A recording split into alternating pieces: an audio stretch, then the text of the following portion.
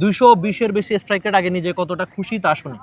না অবভিয়াসলি আমার কাছে মনে হয় যে টিমের একটা ভালো স্টার্ট দরকার ছিল এবং আলহামদুলিল্লাহ, বাট সব থেকে বেশি খুশি যে টিম জিততে পেরেছে। কারণ আমার কাছে মনে হয় যে টিম হিসেবে ওই জিনিসটা দরকার ছিল, কারণ আমাদের নিচের দিকে অনেক ভালো পাওয়ার হাউস আছে এবং টপ অর্ডারে একটা ভালো শুরু দরকার ছিল। তো আমার কাছে মনে হয় যে টিমের জন্য কন্ট্রিবিউট করতে পেরেছে আলহামদুলিল্লাহ। আপনি সবসময় একজন টিম ম্যান, যেটা আগে পরে দেখেছি, কিন্তু আপনার টি-20 ক্যারিয়ারটা যদি আমরা দেখি, লম্বা একটা ক্যারিয়ার, ওভার দ্য ইয়ার্স বাংলাদেশের হয়ে বা নানান লিগে খুব কয়েকটা না খেললেও বিপিএল অনেক বেশি ম্যাচ খেলেছেন আপনি, প্রায় কত 16টার মতো ওপেনিংয়ে নেমেছেন, মানে খুব বেশি না। আজকে ওপেনিংয়ে কেন বা কোন প্ল্যানে? Optical brighter photo catalyst active granule সমৃদ্ধ বসুন্ধরা পাওয়ার ওয়াশ, ঝলমলে কাপড়ে ফুরফুরে মন।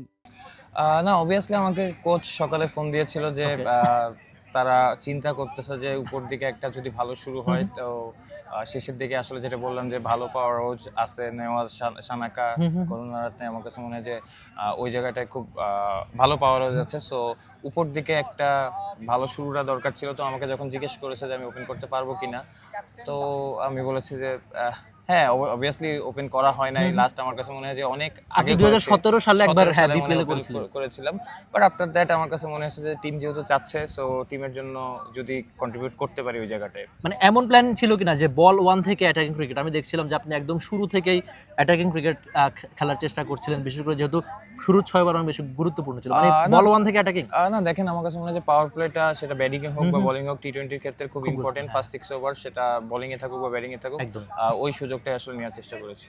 আরেকটা ব্যাপারে একটু জানতে চাই যে বাংলাদেশে অনেক ক্রিকেটার এবারে লিগটা খেলছেন, এটা তো নিশ্চয়ই আপনার জন্য স্বস্তির, আনন্দের, যে একটা সময় সাকিব হয়তো অনেকদিন খেলেছেন, ফিজ খেলেছেন, কিন্তু এখন এই যে এলপিএল অনেক বাংলাদেশি সুযোগ পাচ্ছেন, এটা আপনাদের জন্য বা আপনার জন্য কতটা পজিটিভ ভাবে নেন? না অবভিয়াসলি দেখেন, এটা খুব ভালো অপরচুনিটি এবং বাংলাদেশি প্লেয়ারদের এইভাবে আসলে ভ্যালু করতেছে, এটাও আসলে আমার কাছে মনে হয় যে দিন বাই দিন আরো বেটার একটা জায়গায় যাবে এবং হ্যাঁ খুবই ভালো লাগছে যে বাংলাদেশের এখানে খেলতে সুযোগ পাচ্ছে।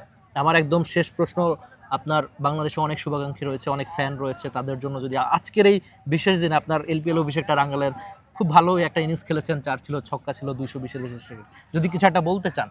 না অবভিয়াসলি দেখেন, বাংলাদেশের ক্রিকেট ফ্যানরা সবসময় ক্রিকেটের প্রতি তাদের ভালোবাসা অন্যরকম, অন্য যে কোনো দেশের থেকে তাদের ক্রিকেটের প্রতি ওই ইমোশনটা ডিফারেন্ট। আর অবভিয়াসলি আমরা ভালো খেললে তাদেরও ভালো লাগে এবং খারাপ খেললে খারাপ লাগবে, এটা স্বাভাবিক।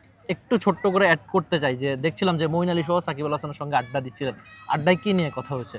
না নর্মালি কথা হচ্ছিল বাংলাদেশের ক্রিকেট নিয়ে, এখানকার টুর্নামেন্ট নিয়ে, স্পেশালি বিপিএল নিয়েও কথা হচ্ছিল। আমি দেখছিলাম মঈন আলীও কিছু বলছিল আপনাকে। হ্যাঁ মানে বিপিএল এর স্ট্রাকচার বা এগুলো নিয়ে কথা বলতেছিল, কারণ আমার কাছে মনে হয় যে বাংলাদেশে আমরা যখনই বাইরে আসি বিপিএল নিয়ে কিন্তু আসলে সবাই বিপিএলটা চিনে জানে, তো বিপিএল নিয়েও একটা ভাবনা সবার থাকে এবং যখন আজকে ক্রিস লিনের সাথেও কথা হচ্ছিল, তো তারাও বিপিএল নিয়ে চিন্তা করছিল যে মানে জিজ্ঞেস করতেছিল যে কবে আমাদের টুর্নামেন্টটা হবে। সো আমার কাছে মনে হয় যে ইনশাল্লাহ যদি হোপফুলি বিপিএলটা আমরা আরো স্ট্রাকচারি ভাবে আরো ভালো করতে পারি, তাহলে আমার কাছে মনে হয় যে বিদেশের এই জায়গা থেকে আরো বাংলাদেশের নাম আরো উপরে যাবে। থ্যাংক ইউ সো মাচ ভাই, অনেক শুভকামনা। মানুষ কিন্তু এমন ইনিংস আরো বেশি দেখতে চায় ইনশাআল্লাহ ভাই।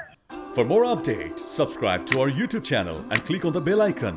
Follow us on Facebook and Instagram. Download T-Sports app to enjoy exciting games and highlights. Visit tsports.com.